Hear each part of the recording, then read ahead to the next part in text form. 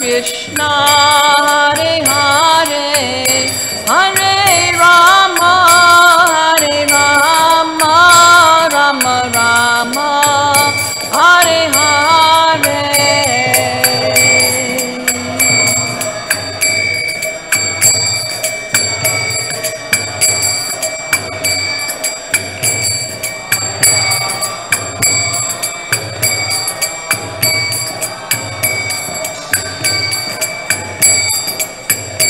Jaya Kishore Kishori, Jaya Kishore Kishori, Jaya Kishore Kishori, Jaya Kishore Kishori.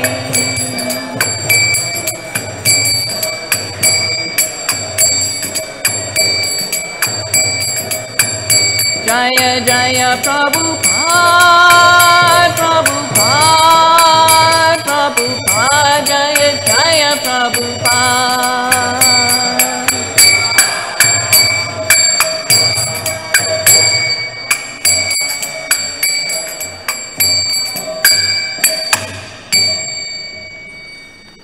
Jayam Vishnupad Paramahamsa Parivacharya Ashtotara Shata Shishma Srimad His Divine Grace A.C. Bhaktivedanta Swami Srila Prabhupada Ki Jai.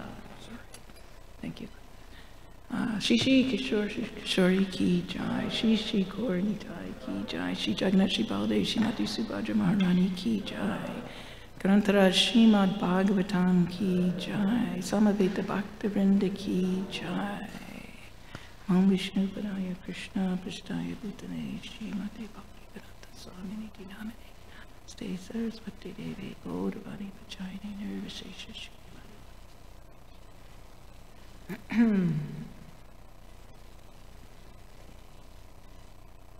Please repeat. Om Namo Bhagavate Vasudevaya.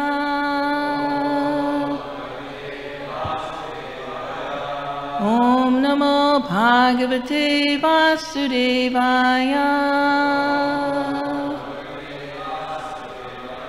Om Namo Bhagavate Vasudevaya.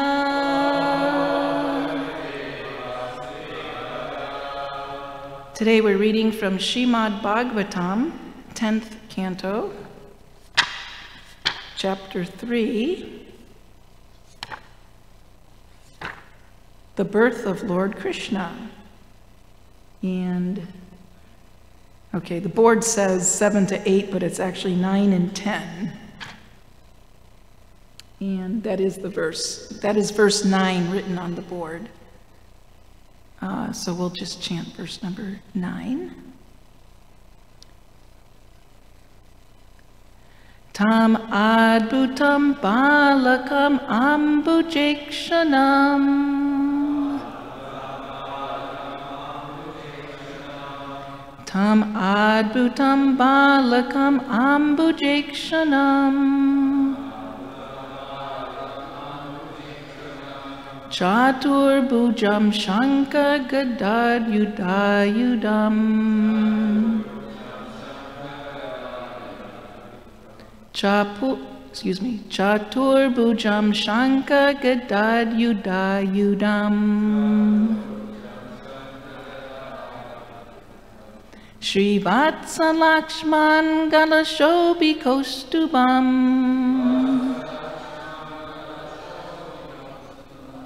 Srivatsa Lakshman galashobi kostubam. Pitambaram sandra payodasobagam. Pidambaram sandra payodasobagam.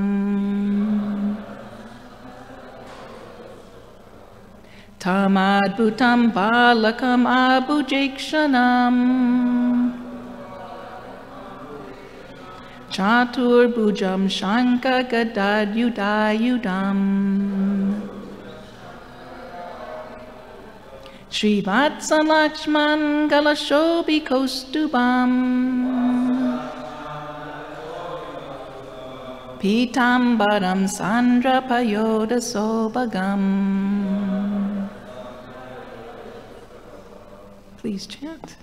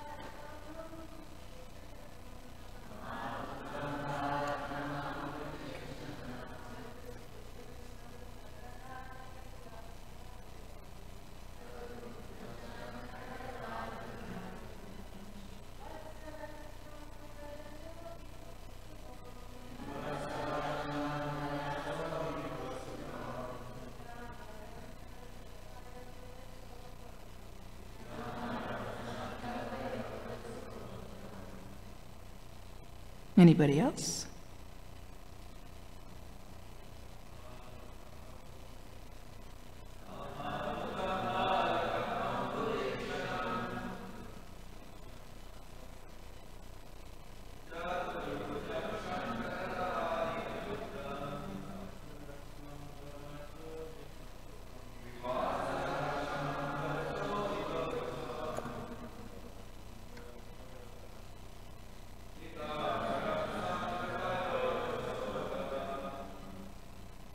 Anybody else?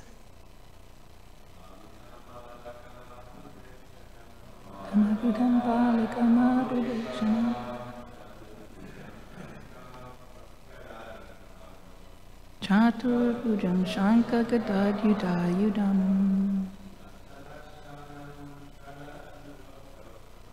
Srivatsa Lakshman Galashobi Kostubam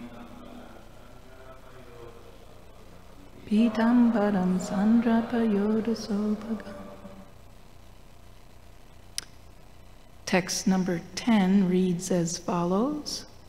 Maharhavai Durya Kirita Kundala Tvisha Parishvakta Sahasra Kuntalam Udama Kanchyangada Kankanadibir Virochamanam Vasudeva Aikshata. So let's do the word for words. Please repeat. Tam, that. Adbhutam, wonderful. Balakam, child.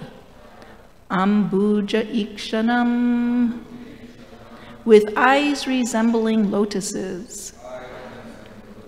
Chatubhujam, with 4 hands.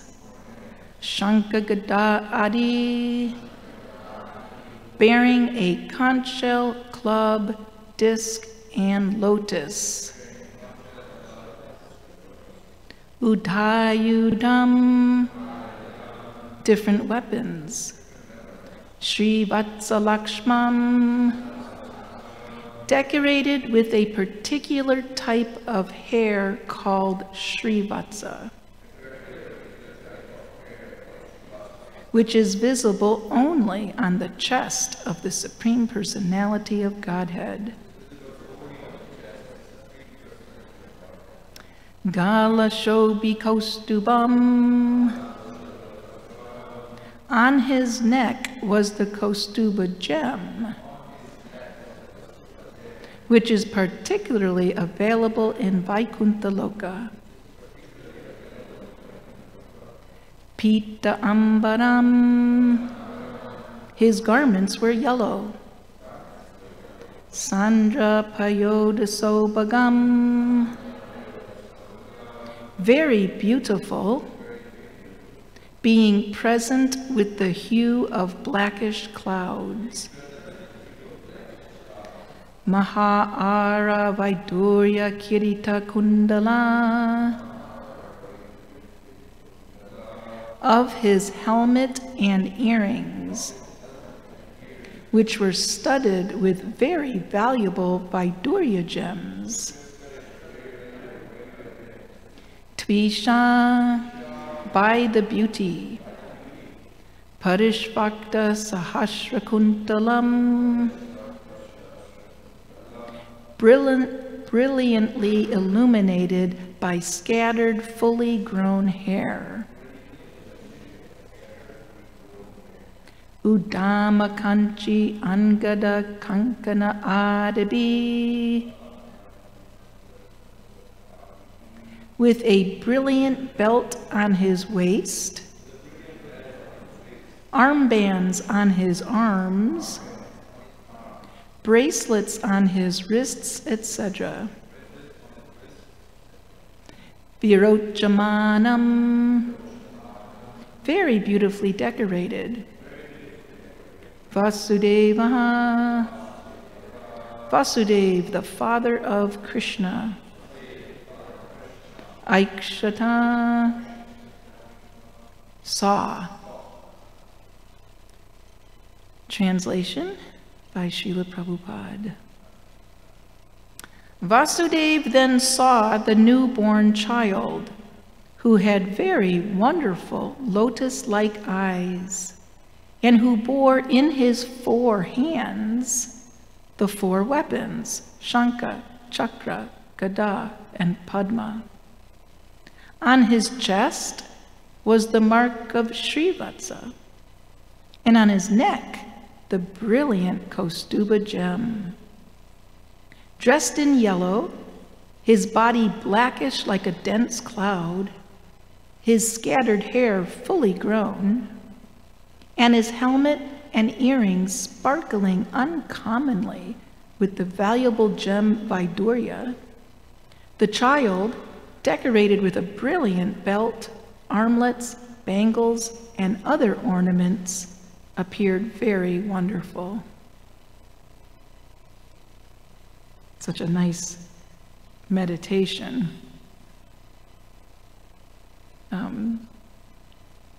Sometimes verses in the Bhagavatam are not philosophical or instructional, no lesson to be learned really. But even higher than that is the meditational. So we're not meant to just read the words and okay, on to the next verse. We're meant to have this imprinted in our mind, right? So very nice meditation. Let's read Srila Prabhupada's purport. To support the word adbhutam, meaning wonderful, the decorations and opulences of the newborn child are fully described. As confirmed in the Brahma Samhita 5:30, Barhavatamsam asitam buddhasundarangam, the hue of the Lord's beautiful form resembles the blackish color of dense clouds. Asita means blackish, and ambuddha means cloud. It is clear from the word chatur bhujam that Krishna first appeared with 4 hands as Lord Vishnu. No ordinary child in human society has ever been born with 4 hands. And when is a child born with fully grown hair? The descent of the Lord, therefore, is completely distinct from the birth of an ordinary child. The Vaidurya gem, which sometimes appears bluish, sometimes yellow, and sometimes red, is available in Vaikuntha Loka. The Lord's helmet and earrings were decorated with this particular gem. End of Srila Prabhupada's purport. So the title of this chapter is the birth of Lord Krishna. So why are we reading about the birth of Lord Krishna?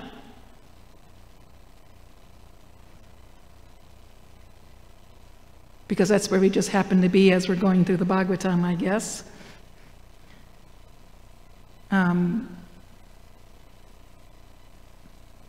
Somebody's sleeping.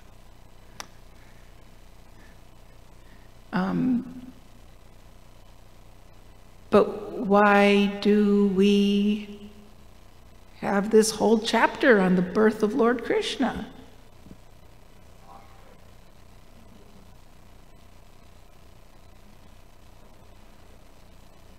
Okay, the 10th canto is the Ashraya, it's the Summum Bonum, that's a fact.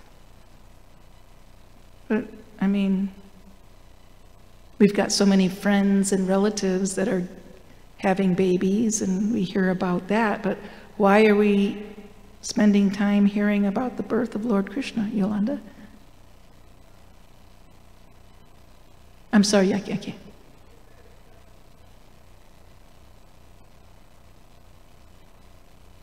Very good. Well, she already gave the right answer, but if Shravan wants to add some edification to that.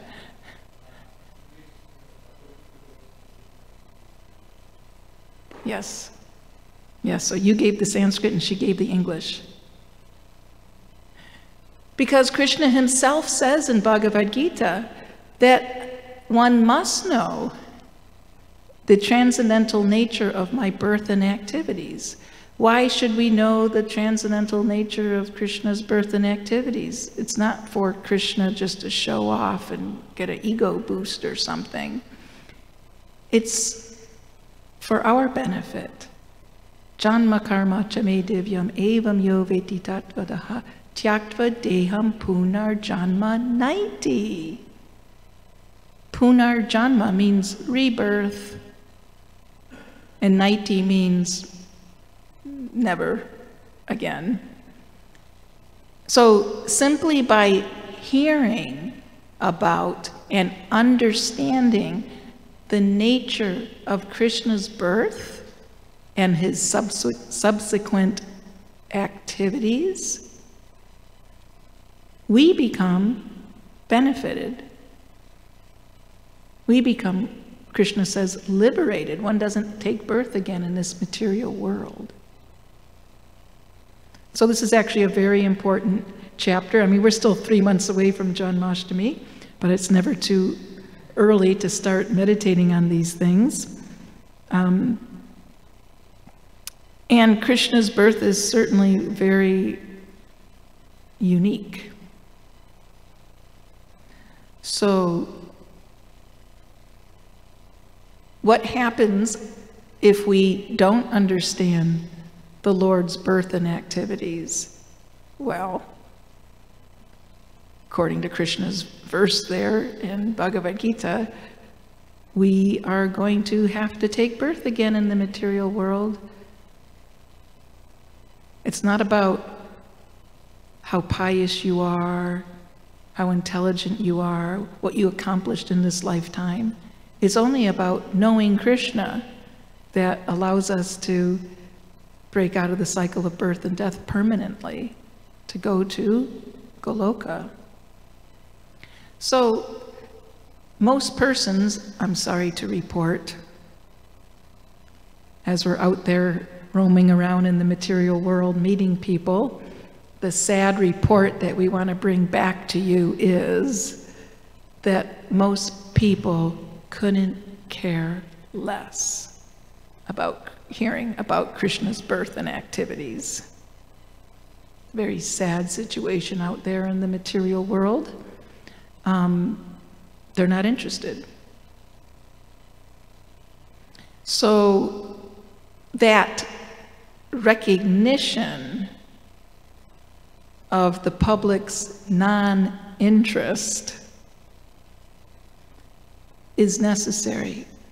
We can't just sit in the temple or in our big sangha of like-minded devotees and relish kirtan and prasadam and the deity seva and the Krishna katha, and we have to actually go out and witness with our own two eyes, our own two ears, that the world is not interested in knowing about Krishna in general. Of course, there's people who are interested, but I'm talking about in general.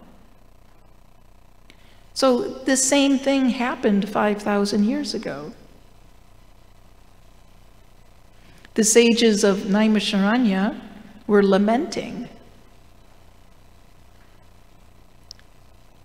Krishna left the planet. He ended his pastimes and departed from the planet. And the sages only had one thing in mind. The only thing on their mind was, what can we do to benefit Kali Yuga people? Because Krishna just left the planet, that means all hell has just broken loose. Kali Yuga is going to be in full swing.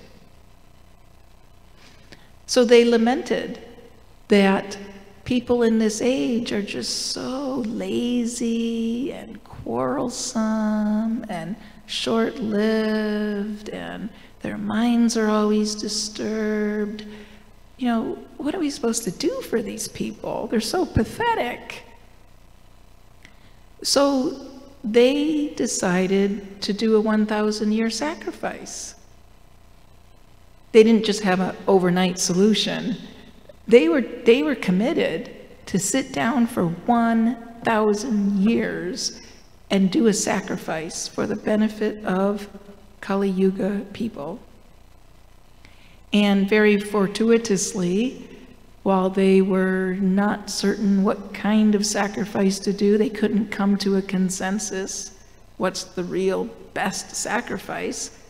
Sutta Goswami happens to walk through the Naimisharanya forest and bump into them.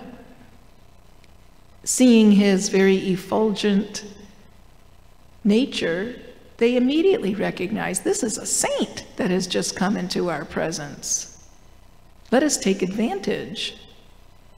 So they immediately, without giving it a thought, they immediately accepted Sutta Goswami to be the captain of their boat. They gave him a nice seat of the respect, you know, they gave him a seat, and then they submissively inquired with so many questions. So Sutta Goswami then decided to recite the Srimad-Bhagavatam. He's reciting the Srimad-Bhagavatam because he just heard it from Shukadev Goswami, who was reciting it to Parikshit Maharaj on the bank of the Ganges. Shukadev's reciting it because he heard it from his father Vyasadeva. Vyasadeva got instructions from Narada Muni to compile the Srimad-Bhagavatam. So in the first canto, in that 7th chapter, let's see who's speaking there. I guess that's Sutta Goswami speaking.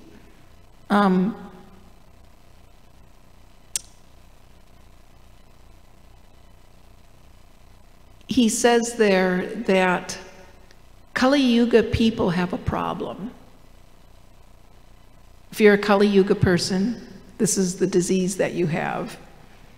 He said that Kali Yuga people ignorantly, foolishly, identify themselves as a product of material energy.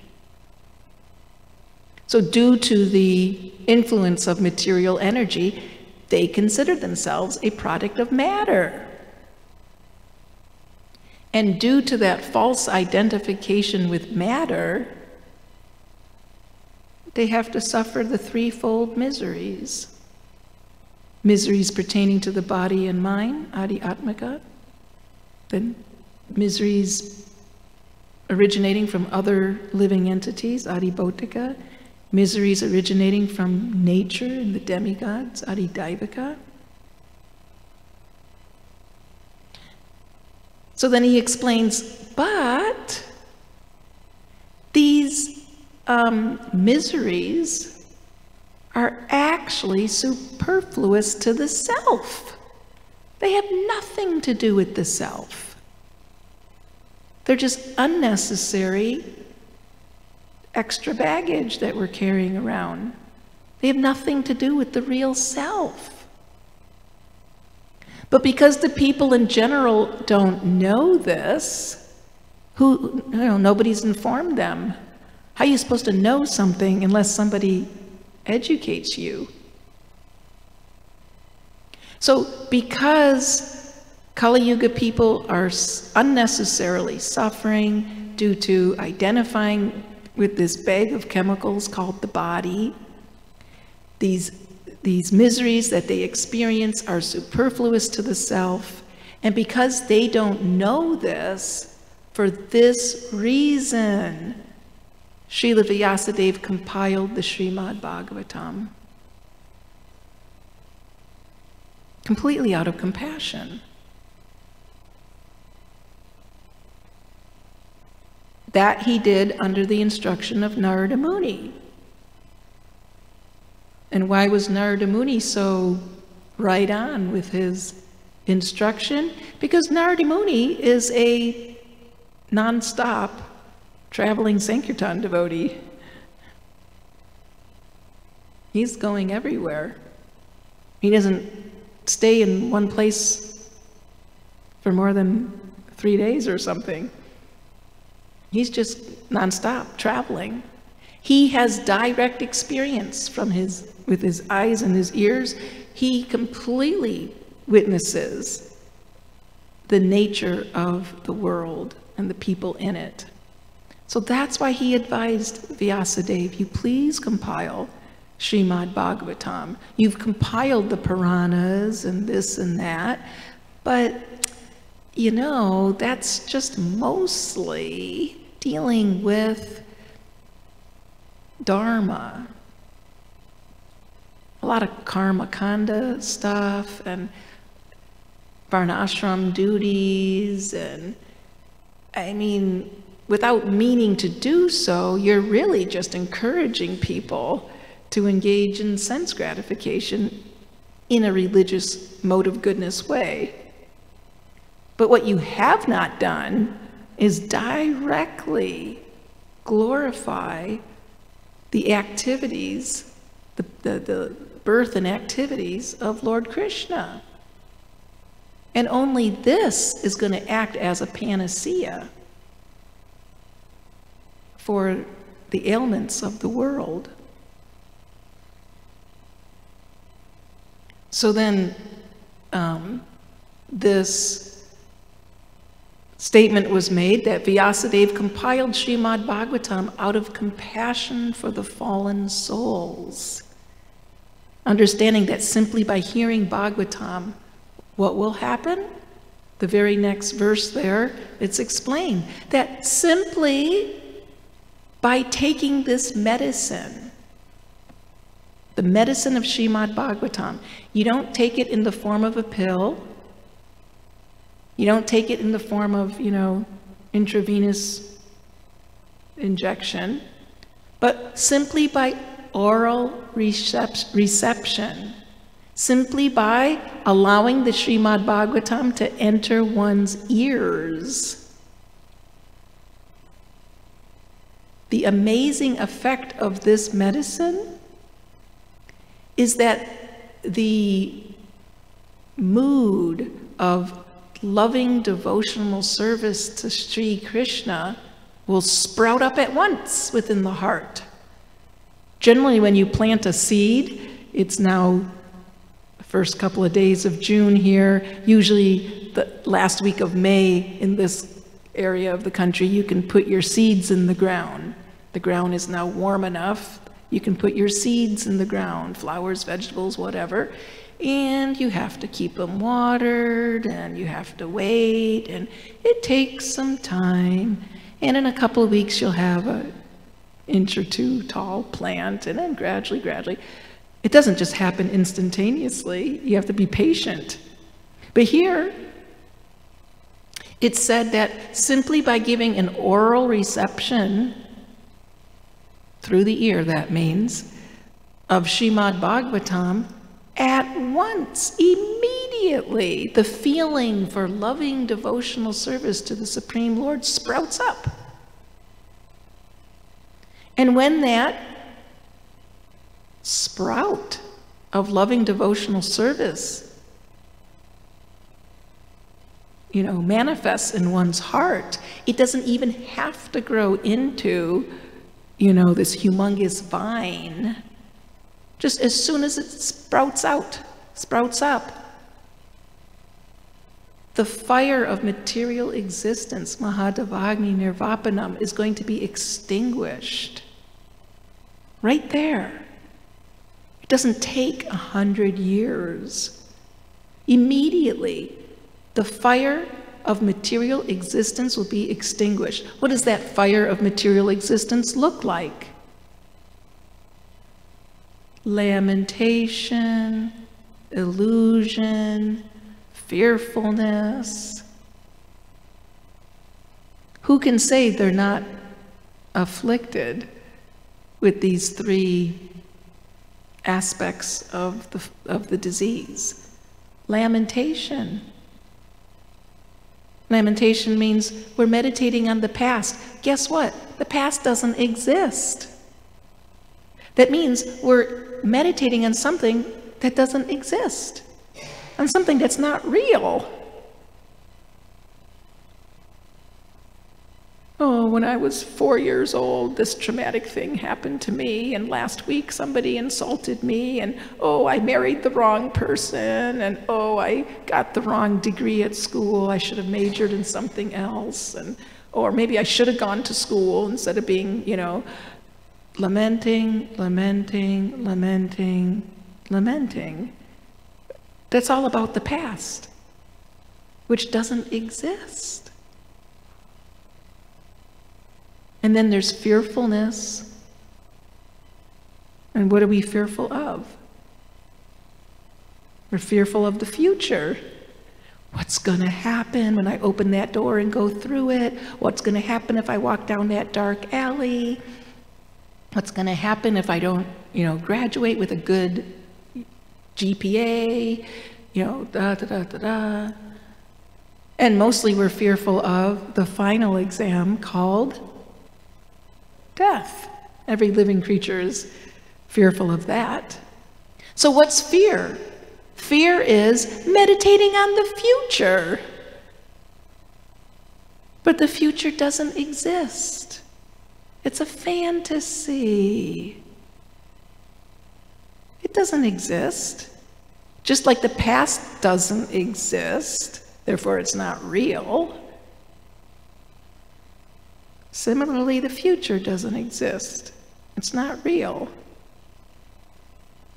And why do we have lamentation about the past and fear of the future? Due to the big one in the middle called illusion. And what is that illusion?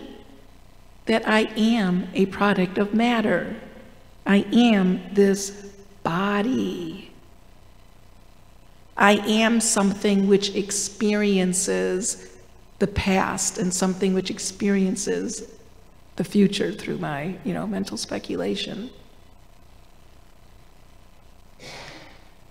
But there it said in the Bhagavatam that simply by giving oral reception to the Bhagavatam, the feeling for loving devotional service to the Supreme Lord will immediately sprout up and extinguish lamentation, illusion, and fearfulness. And how does it do that?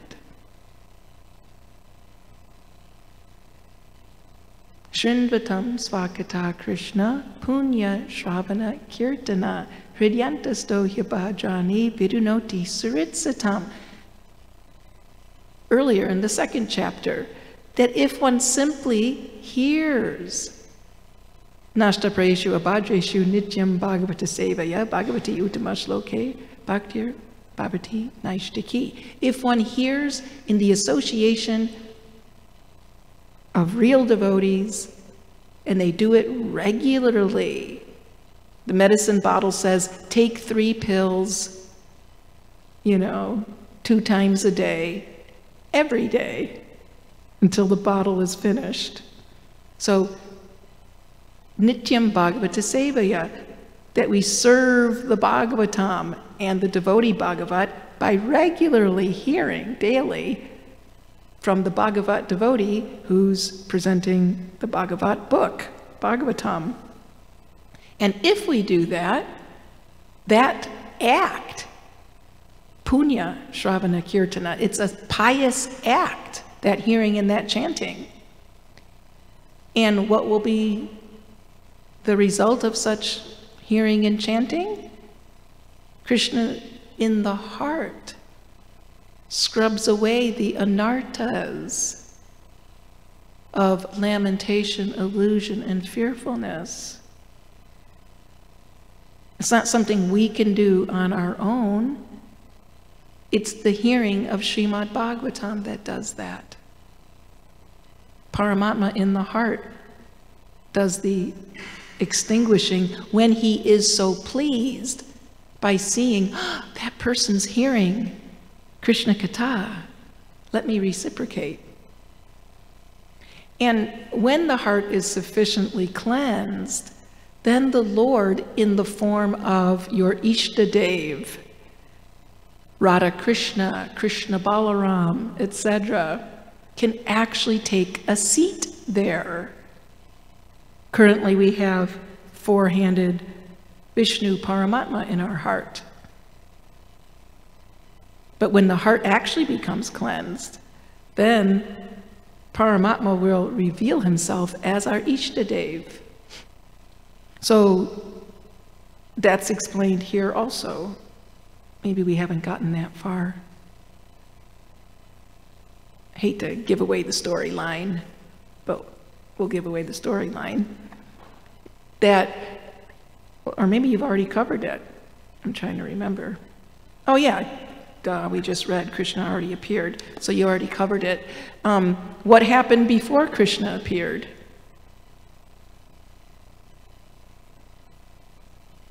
What event took place before Krishna appeared from the womb of Devaki? He entered the heart of Devaki from the heart of Vasudeva. And what happened before that? Some big event happened.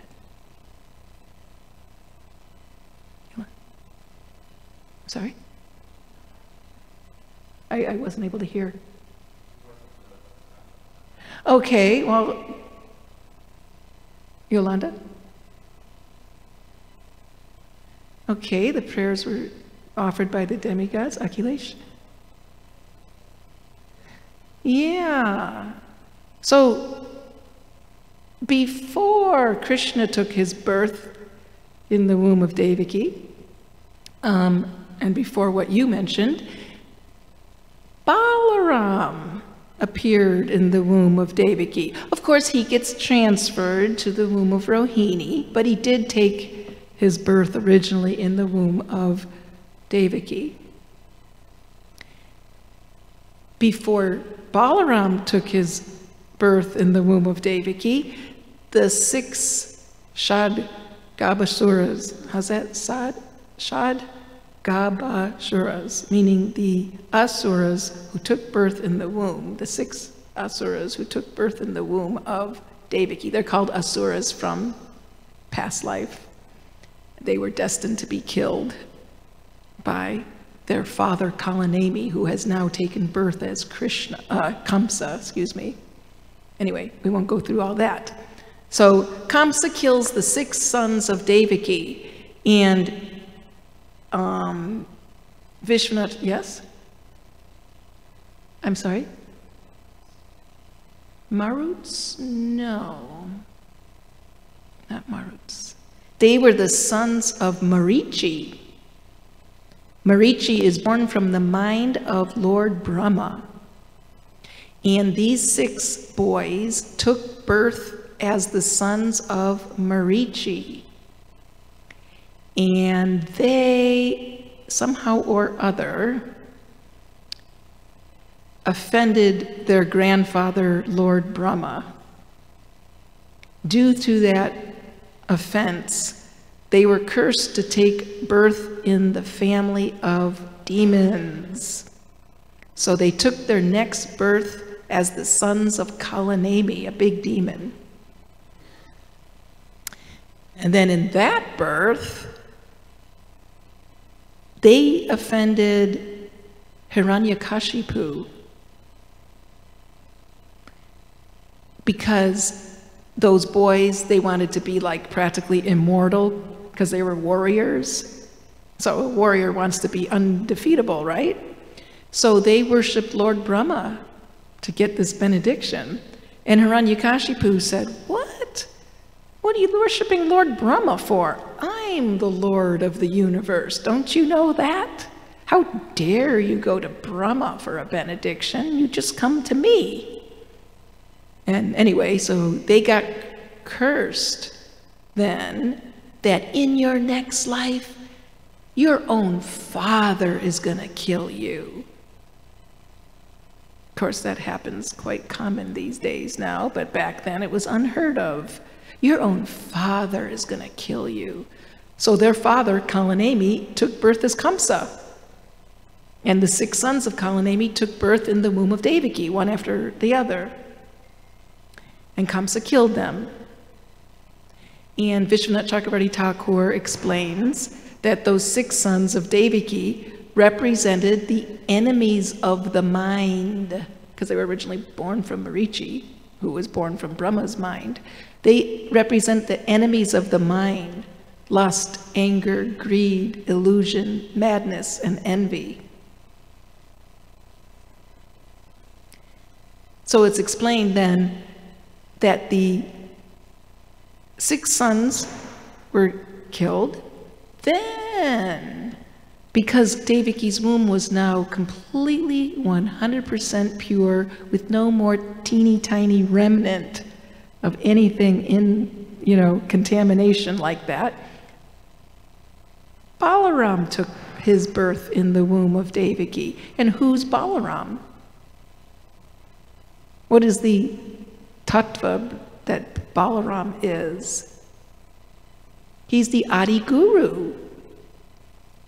So it's explained that before the Lord, Krishna, takes his seat in the heart of a devotee, first Guru takes their seat in the heart of the devotee and makes sure everything's proper to invite the Lord. So we got on this because I was mentioning Srinvatam Svakata Krishna Punya Shravana Kirtana Hridyantasto Yubhajani Vidinoti Saritsatam, that by this proper hearing of Srimad-Bhagavatam, the Lord, as Paramatma, annihilates those anarthas in our heart.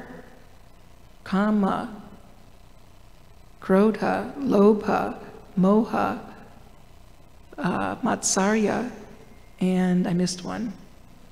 Mada. Then we become qualified more and more to have Guru fully manifest in our heart. Then we become qualified more and more to have Krishna fully manifest in our heart. So that's the process of what's called anartha nivritti, annihilating the anarthas simultaneously with the hearing. The hearing process injects Krishna in our heart while pushing out the anarthas. So if we don't hear Srimad-Bhagavatam, that means we have to meditate on material descriptions of beauty and wealth and fame and power and renunciation. So today's verse then is actually a really wonderful verse. We're being invited here. Shukadeva Goswami is speaking to Parikshit Maharaj. So we're being invited to put this image in our consciousness. And if we don't put this image in our consciousness, then we have to spend the rest of the day with some yucky material vision in our consciousness. Because you can't have a blank slate. Consciousness is not blank. Consciousness is a mirror. Cheto. So cheto darpana marjanam, we have to clean the mirror. So when you have a mirror, what is in the mirror? What image is in the mirror? Akhilesh? Your reflection? Well, that's funny. When I look in the mirror, I don't see Akhilesh's reflection. What's in the mirror?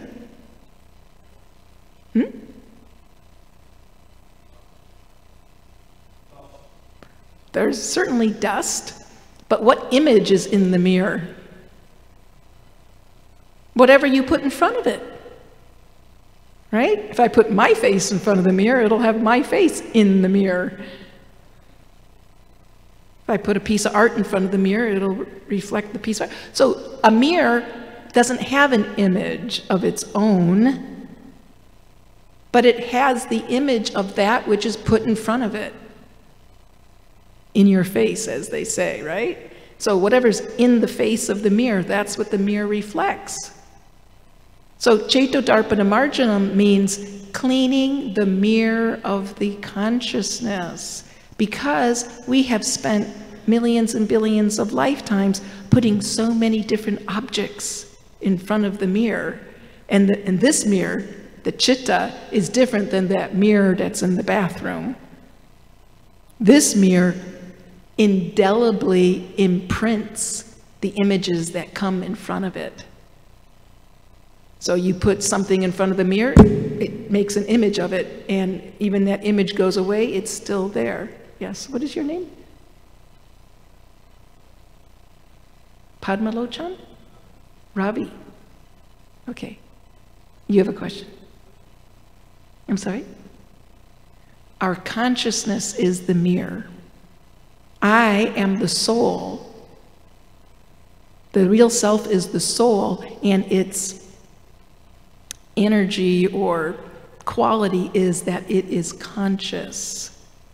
So consciousness is a quality of the soul, and it only reflects what's put in front of it.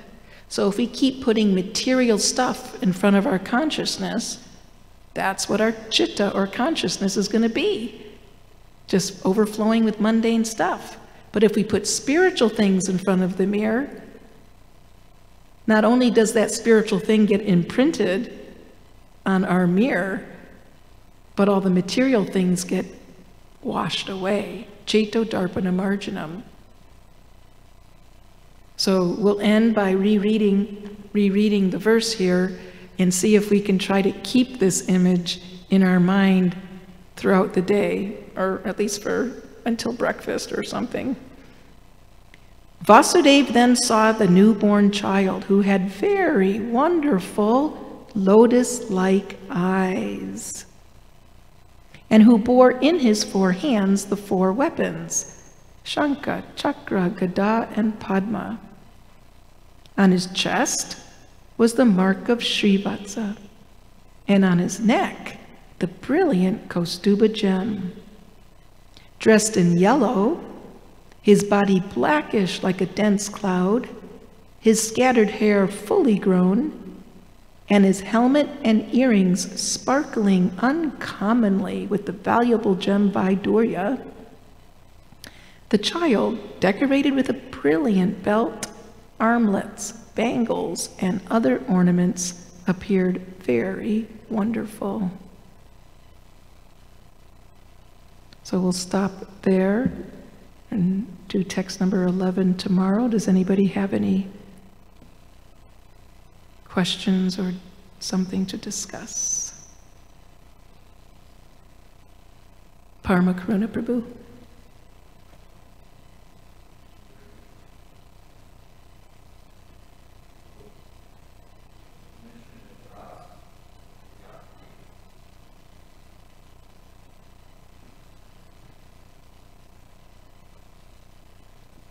Hare Krishna. So you mentioned in the class that Vyasdev, because of the extreme compassion for the people in general, he compiled Srimad-Bhagavatam. So when we go out and when we say the same word, that this literature are for your, because the author has got a real compassion for you guys, and that's why he wrote these literatures. So the answer we get many times that, oh, we also have our literature and our predecessor has a compassion for us. So they wrote this literature for us. Mm-hmm. So why should we take your literature then? Mm-hmm. It's like having math textbooks at different levels. There's, elementary school math textbooks and high school math textbooks and college math textbooks. So real compassion means to give the whole picture, not just a little ambiguous kind of tiny little hint about the absolute truth. So we would challenge people, if you will, that please let us compare the literature. Show me a literature which comes even close to disclosing such detail about the summum bonum. In his introduction to Srimad-Bhagavatam, right at the very beginning of the introduction, Prabhupada says that Srimad-Bhagavatam is not simply dealing with the conception of God, but is dealing with the conception of the summum bonum. So so God, he says, simply refers to the controller, a person who's the controller. But summum bonum refers to what is the ultimate source of everything.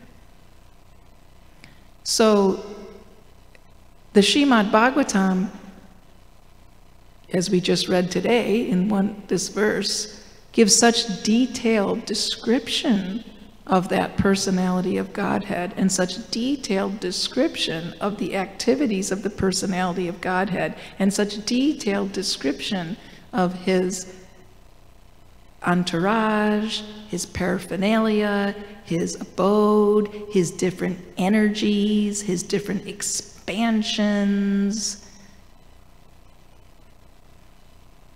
If I'm really compassionate to you, I'm going to give you the whole picture, not just some little hint that could be very easily misunderstood, twisted, and you just miss it, right?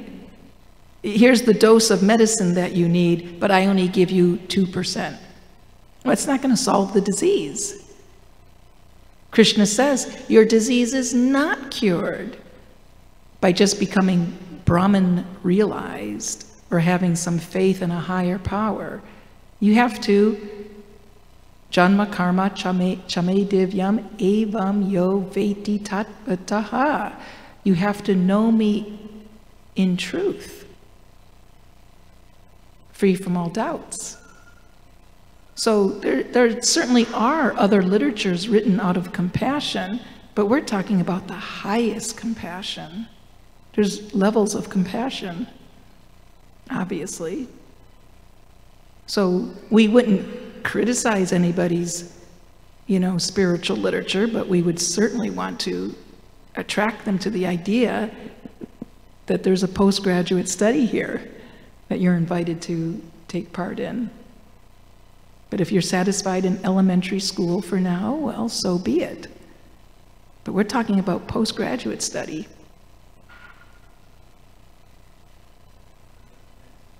It makes really good sense.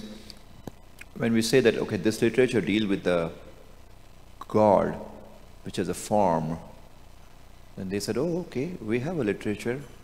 Our Jesus has a 2 hands, 2 legs. He walks. So our God is also, our son of the God, or a God, has also a form. Yes, but we're talking about the summum bonum, the source of all forms. Generally we don't get into arguments with people because the requirement for someone to receive transcendental knowledge is that they inquire submissively. Not that they're in the discussion so that they can prove their point and show you that you're wrong. So generally, we don't waste our time, and I'm sorry, but it is a waste of time on such people. We're talking about the summum bonum, the source of all the forms, which itself is a form. The form of Krishna is the source of all other forms. If they're not willing to study the theology, all right, we won't give you the book then. But we're not going to spend our time arguing with people. It's not about debating with people. Did we ever see Parikshit Maharaj debate with Shukadev Goswami? Or the sages of Naimisharanya debate with Sutta Goswami? Or Vidura debate with Maitreya? Or Yudhishthir debate with Narada?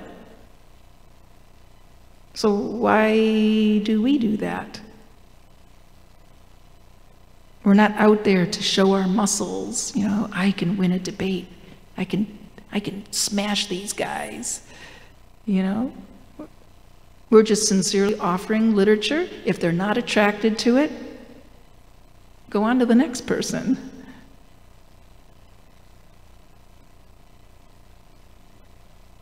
Okay, anything else? Otherwise we should end. Okay, Giridhari.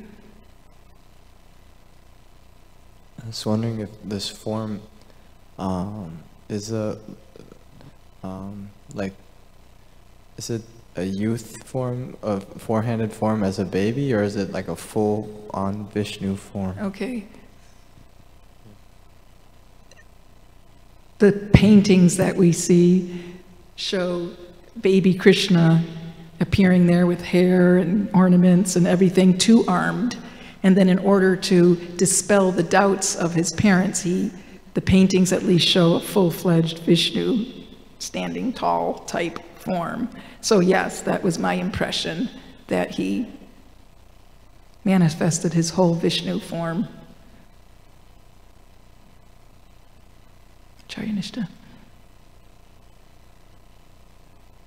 No, you can correct me, but in the Bhagavatam we don't see much debating, but Srila Prabhupada, when I think of his life and meeting with different, it seems that he would try to logically and pose points to counter whatever their conceptions were. Very good point. Prabhupada didn't go out in public and debate with people. His disciples brought people to Prabhupada. Like, oh, we have a professor that would like to talk to you, or a politician, or a psychologist, or something. And Prabhupada, or a Christian priest, or whatever. And Prabhupada expected his disciples to be bringing people to him that wanted to hear from him. But too often, they brought people to Prabhupada who actually wanted to argue. I always cringe sometimes when I listen to these room conversations with Prabhupada, and people are like, rude, you know, they're like kind of heavy with him. But in any case, Prabhupada could argue with them for their own good and cut down their pride.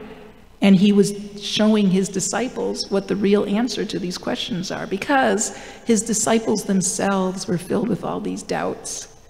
And more than once I've heard Prabhupada say, when devotees would say, well, you know, they say such and such and such and such, like maybe atheistic scientists, or they say that their God is the way and the only way, or they say, and then Prabhupada said, they say. Why do you say they say? It's you say, you know, you're filled with those doubts. Otherwise you wouldn't bring them to me like that, because you can't answer their doubts. So we have to listen to Prabhupada, all the audio, hundreds of hours of audio that we have of Prabhupada preaching, so that we know what the real answer to the challenges are, so that if we're in such a situation, yes, we should state the Siddhanta. I'm simply saying, like when you go out on book distribution and you meet some person who's just going to waste your time, just sit there and argue with you, there's really no point, you know, unless you're like an Uttama Bhakta that can defeat all arguments. You know, a Kanishta Bhakta They go out and they spend their time listening to people make challenges, and then they come home all bewildered. I'm not sure I want to be a devotee anymore. I should go back to what I was doing before.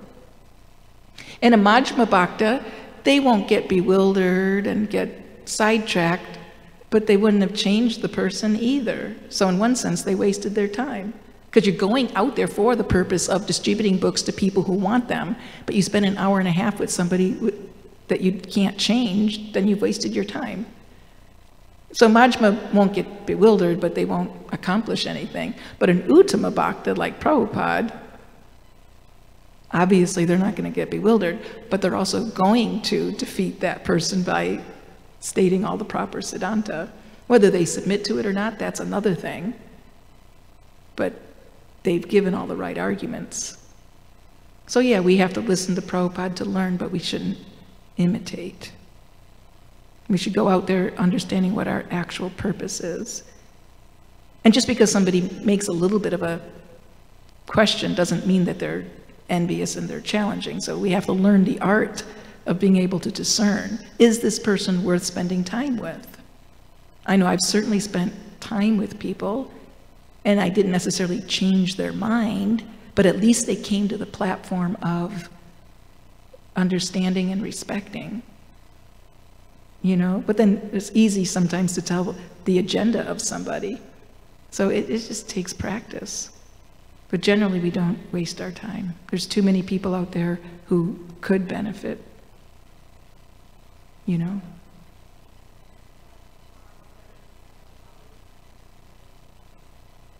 I wasn't able to hear that. He's accepted as a Shakti-Avesh avatar. There's many, many, many Shakti-Avesh avatars who come to this world to do the Lord's business in this world. So we accept him in that category. As good as God, but not God. But not God. The pure devotee guru is also as good as God, but not God. So we accept him in that category. Okay. Okay, one last thing.